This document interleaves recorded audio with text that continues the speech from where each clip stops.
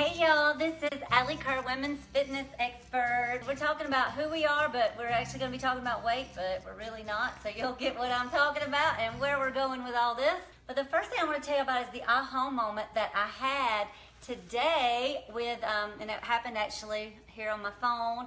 A client texted me something that really struck me, and I said, you know what, I'm changing gears on Facebook Live tonight, and I'm going to talk about this because this is something that I feel like is really, really important. All right, so the text I got from my client, I'm going to read it to y'all because what she sent me today is this picture. It was a picture of her. She was standing on the scales and she was looking down at the scale, and so she took a picture of her weight on the scale and she texted it to me, and she said, "This is where I am." And I was like, so I got this text. She said, "This is where I am. Picture on the scale, looking down, there's the weight, this is where I am." And I know that what she was basically saying to me is, hey, here's where I'm at right now. Okay, I'm kind of just putting it out there to the world. I'm getting honest. This is where my weight is. Might as well just face it head on. Here's the deal. This is what's going on with me. But what struck me about it, when she said, "This is where I am," I thought, well, how ironic, and just not ironic, but how fitting that she used the words, "This is where I am."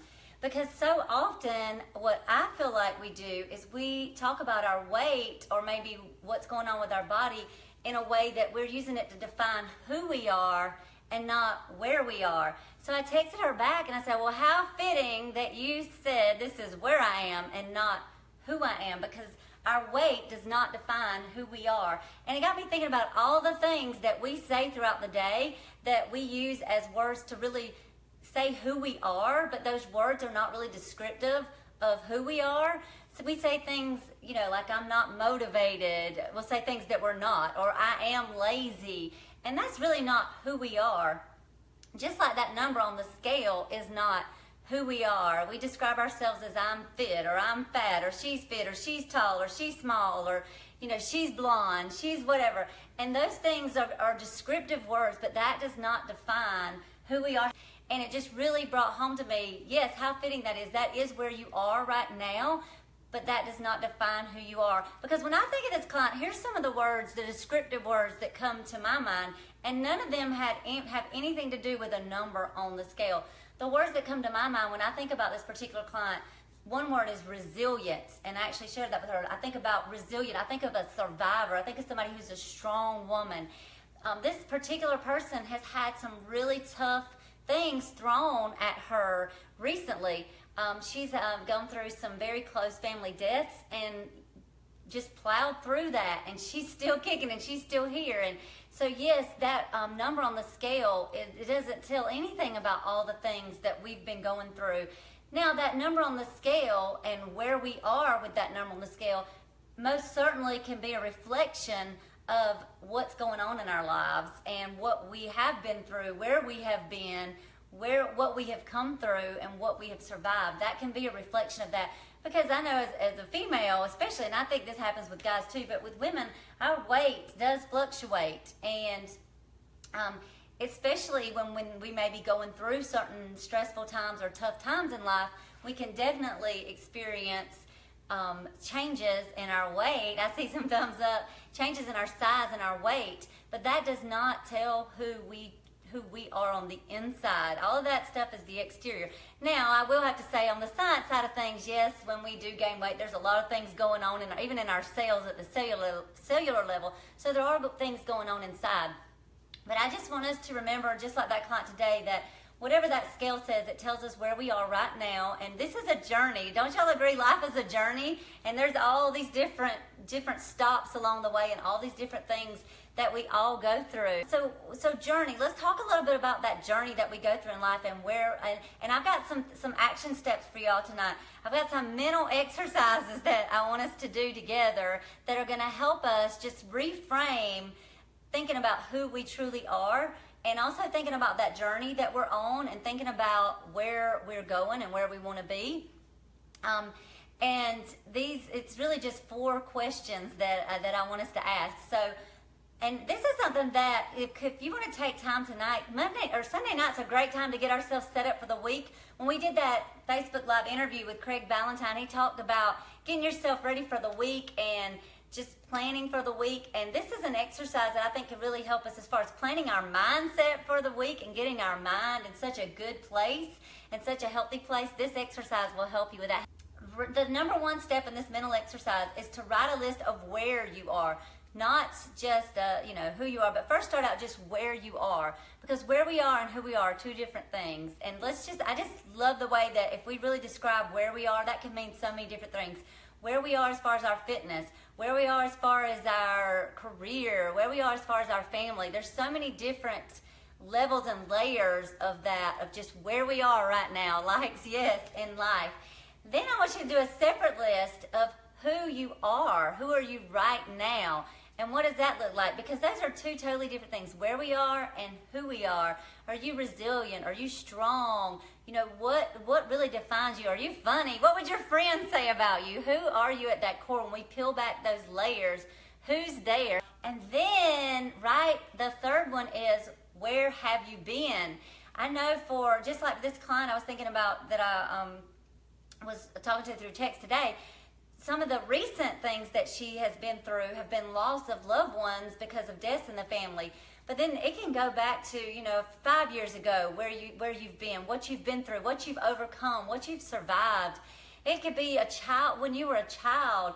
I think of I was just reading a blog, and a dear friend of mine, it was a blog, and she was sharing some of the challenges that she went through as a child of being in an abusive home. And, that's part of that journey and part of that story of where she has been, and that helps define who she is. And then the fourth one I think is so important, because this one is the one that we actually have some control over. It's, where do you want to be? Where do you want to go? That's the one that I really want you to spend some time on if you're doing this exercise. This is the one we can have some impact on. We can control. We can actually help shape that journey moving forward. We may not be able to control where we've been and the things that we have gone through. And we may not be particularly thrilled with where we are right this second. Maybe there's some things that we want to change. But one of the things that we can change is where we want to go. Once we know where we want to go, we can start making some choices and doing some things to help us get to that place and help us redirect our path and get on the journey to where we actually do want to go. Just like the client that texted me that number on the scale. Maybe when you look down at that number on the scale, maybe it says 200 pounds, maybe it says 150, 165, 185, 300 pounds. Whatever that number says, that just tells us where you are in one area of your life. That's just where you are right now with your weight.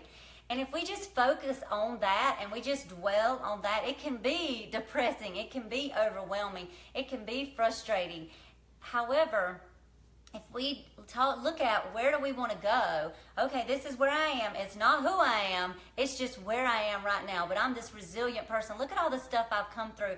Look at all these things that I've overcome throughout my lifetime and in my journey. And now, where do I want to go? With this resilient, strong survivor self that I am, where do I want to take this from here? We have so much power about that journey moving forward. Some of the things in the past, any of the things in the past, we can't change, but we can change those things moving forward. If you agree, give me some likes and some loves. If you're not happy with where you are right now, you have the opportunity to change it. So let's get going. If that's related to fitness, I can help you. And we're going to do something. We're going to do one thing tonight to get us started on that journey. I also want to announce, I've got a big fun announcement of something we're going to be doing. If you are in Middle Georgia, we have a 28-day Rockin' Body Challenge that's going to be starting August the 21st. And so if you are wanting to get more fit, and that's somewhere that you're wanting to go, you're wanting to get to a better place with your fitness, feeling good, having more energy, just getting that body rocking and rolling wherever it is, then definitely check out that challenge. All right, so let's talk about physical exercise. If that's in your journey, let's go get it. Let's do this exercise. We're going to be doing, and I want y'all to do this with me because it's just one exercise. Here's what I found. Me and my trainers, we do a trainers challenge. I'm going to let you on a little secret behind the scenes. We do this trainers challenge every day, and so we have a text group, and I text them a challenge every day. Like one day it may be, I'll say, we're going to do lunges, and I'll tell them how many I'm going to do. So I'll say, okay, I'm going to do 200 walking lunges today. What y'all got? And then they'll text me back, and they'll tell me, okay, well, I'm going to do 300 lunges. And then I'm like, well, dang, she said she's going to do 300. Well, I got to do more. I'm going to do 400 or however many. And then we'll do this challenge. But what I have found with this challenge is if I send some big number, like I'm going to do 200 lunges, they are either going to be like ignoring the challenge possibly. If it's something like a big goal or big challenge, then they're more likely to ignore it or be like, I am not doing that challenge. You are crazy. Or they'll do, they'll just barely meet the minimum. But what I found is if I send an easy challenge and it's just one thing and it's something simple, like if I say, okay, today's challenge is calf raises. So I'm going to do at least a minimum of 10 calf raises. What do y'all have? They'll text me back like an hour later and they'll say, oh, I've already done 100. And I'm like, what? And so when we set our goals small and just pick one little small thing, then it incentivizes us to do something bigger and more because it's not overwhelming. So Lewis Howes has a quote that I love in his book. And his book is The School of Greatness I've been reading. And he has a quote in there. And the quote is, do one thing every day to make your body stronger and healthier. And I love that. Just do one thing. Because if you try to do like 10, 20 things, it can be overwhelming. But when I give that challenge to the trainers and I'm like, just do 10 calf raises at least. Then they'll say, I did 100 calf raises, and then I did 25 push-ups, and then I did 10 sprints. So it's like, because it's a small goal and it's so easy, they do those 10 calf raises and they're like, oh, well, that was easy. I can do 10 more. And oh, well, I got to 20. Well, now I can do 30. Well, now I can do 40. And so it makes it so much more motivating and so much more incentivizing when it's something small and you realize and you accomplish it than setting some big goal. So today I'm going to do the trainers challenge with y'all. So our trainers challenge today that I've posted to the trainers was for them to do a plank, and I'm going to set my timer so we can do this together. Most of us have done a plank, and I'm going to show y'all a couple of different options of the plank in different versions. I'm setting my timer. We're going to do a 1-minute plank, so I'm going to go ahead and get set up, and then if you want to do more than that, so the challenge today was to do at least 3 minutes of planking. So y'all are going to help me get one of my 3 minutes out of the way. And I'm hoping that y'all are going to do this with me because this is just a one exercise. And it's something most people can do. Hello, Marcy. Hello, Kathy. Thanks, y'all, for joining. So we're doing a plank. We're going to get set and ready, and we're going to start our timer. So I'm going to show y'all the knee version, and we're going to get lined up, and I'll teach you the form that I like to do when I do a plank because I feel like that this form is a little tweak that I do with the plank that's a little bit different that I feel like it makes me feel it more in my core. So we're going to put our elbows under our shoulders right in a straight line, and then we're going to just kind of lift our booty in there, keeping our knees down, and then I want you to tuck your hips. I like doing that tuck because I feel like I feel it more in the belly. That is option one. You want to, of course, keep breathing. Let me get our timer started so we can get some credit for this.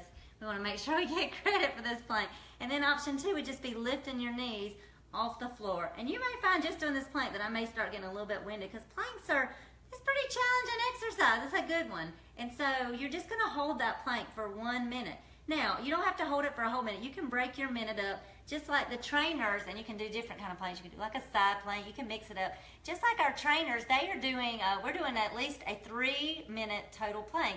But we're not doing the plank all at one time. We may do 15 seconds, 30 seconds at a time, and then keep going until we get to a minute. So I'm already 37 seconds in so far. And with planks, you can make it fun. You can change it up if you're really good at planking. You can do some taps. You know, if you're more advanced, you could do some leg lifts and work the booty as well. You could do a frog plank where you're bringing your knees to the sides. I'm going to show you all different kinds of planks. You could do a toe tap out to the side. You can do jack planks where you're hopping in and out. And look, just like that, 1 minute, done. So we did a minute plank. Yay, congratulations. I hope y'all did that with me. Thanks all y'all for joining in with this live. And thanks y'all for getting physical. We got a little physical tonight. We did one exercise. It was not overwhelming. All of y'all can do it. And Angela said she did it. Good job, a whole minute plank. We got 1 minute. I've got 2 more minutes I've got to get done today for my plank. So what I'm going to do is actually get to planking and wish y'all a happy and a healthy Sunday night. And thanks y'all for the likes and the loves. Thanks y'all for sharing this Facebook Live. Thank y'all for planking with me. And remember to go and grab that 5-day kickstart if you need some help getting started on an exercise program. It's also got some nutrition stuff in there, so it's not just exercise. And if you're in Middle Georgia, come get your 28-day rockin' body on with me. That's going to be starting August 21st, so y'all be on the lookout for that. It was so much fun being with y'all on Sunday night. love, love, love to everybody. Thanks y'all for tuning in, and I will see y'all next week at 8 o'clock on Sunday. Bye-bye.